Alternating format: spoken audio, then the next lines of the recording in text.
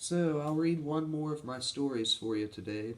I want to spend some time finishing my song Soulflow, though, because of actually everything I've ever written, Soulflow is the only thing that's actually about me. Very personal, and it's very long. So, I wanted to take some time to write that, but I do want to share one more story with you guys today. Um, a story called Nowhere. I mean, what happens if we try to run from something, but it's like we have nowhere to go? Maybe we end up someplace. Before I read, though, I did want to take a moment to send my condolences to my extended family. My uncle, Donnie Spence, recently died from Hagerstown, Maryland, and he was a very good person. He was a brilliant musician. He was actually one of the founding members of the rock band Kix. Um, I just wanted to send my condolences, and I hope everything is okay with you guys. It's a terrible loss, and Donnie was a great guy. So here's my last story for the day. It's called Nowhere. Billy was a little boy who lived each day in hell. Mommy needed her daily fix and Daddy was in jail. And each day when he would leave his house to go to school, in dirty rags carrying holy bags, he felt like such a fool. The saddest sight of his plight is that no one tried to care. All the kids they hated him, and to adults he wasn't there. He always lived this way in sorrow and pain until one day it all came to a head. He walked into his home at 15 years old and he finds his mother dead. Needles in his needles in her arms, he's in a state of alarm and he cannot comprehend. Why did God have to be so cruel to a life that was innocent? Could it be fate, maybe a sad mistake for a life that was never meant? And look, it's so sad. The boy is now mad, but slightly, in fact. It's just a crack.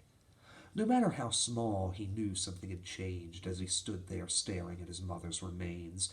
All he knew was he had to get away from this den of death, or his life would decay. I'm sorry, Mother, I don't know what to say. Maybe destiny and death are the same, and for him to remain, who could he blame? So he went out and he took the car keys, thinking that this would be a faster way to flee. But in his haste and his rage he couldn't see that he lived in the center of a busy city. Now he's the cause of catastrophe as he crashed the car into another on the street. A 10-car pile-up of flaming agony, and the cause of it all a lost boy named Billy. But what a surprise! Young Billy didn't die. He awoke with his eyes to the sky. Thrown from the car he was laying beside, the dead body of some other guy. Burned black balls the pits of his eyes. Staring at Billy, he began to cry. Laying there with tears in his eyes, screaming up at the sky, why, God, why? Then he noticed the ancient wooden sign. His city was gone, he was in the countryside. And when he stood up on his feet, he couldn't understand. What was once a city of people was now just empty land. No trees or cars or shops or bars, just a signpost up ahead. And as he traversed to the signpost with a stillness in the air, all cut, bruised, and missing his shoes and smelling burning hair, the signpost spoke with silent sounds, telling him that he was near a town, and that he had best be prepared, for he had found the town nowhere. Dana's life was plagued with strife from the time of her birth. Her mother died as she tried to bring her child onto this earth. And as, ti and as time it rolled along, Dana's life it got worse. Daddy only ever really loved Mommy, and to him the child was a curse.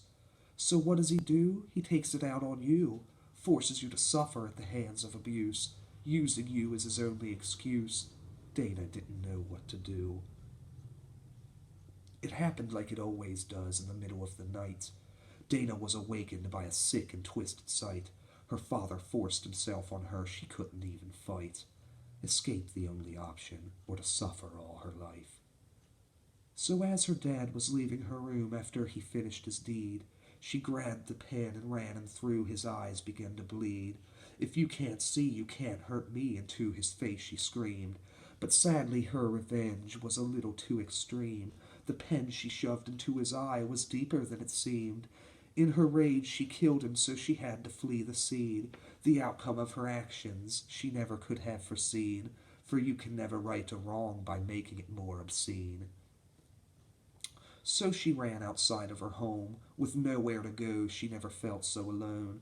Aimlessly she walked for miles unknown, until she fell asleep on the side of the road. And look! It's so strange. The girl is deranged. Just slightly, let's say, her view is askew. After she awoke, what did she see? Her city was gone, just empty scenery. Alone on the road, surrounded by debris, the wreckage of cars, but not a single body. And ahead of her, in the distance it seems, someone was walking away from the scene.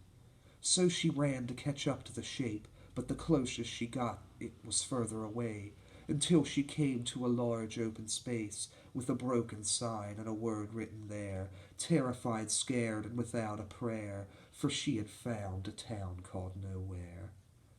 There are many different stories, but they always end the same. When we run from the truth, and we have no one to blame, the flame consumes our lives, yet still we try to declaim. When we put it in the flame, but then we turn away, and if we try to flee, we cannot flee ourselves, for we create a space inside, it's heaven or it's hell. But if we do not see it, then we can never tell that we are trapped in nothing, and in nowhere we will dwell. Thank you. Rest in peace, Donnie.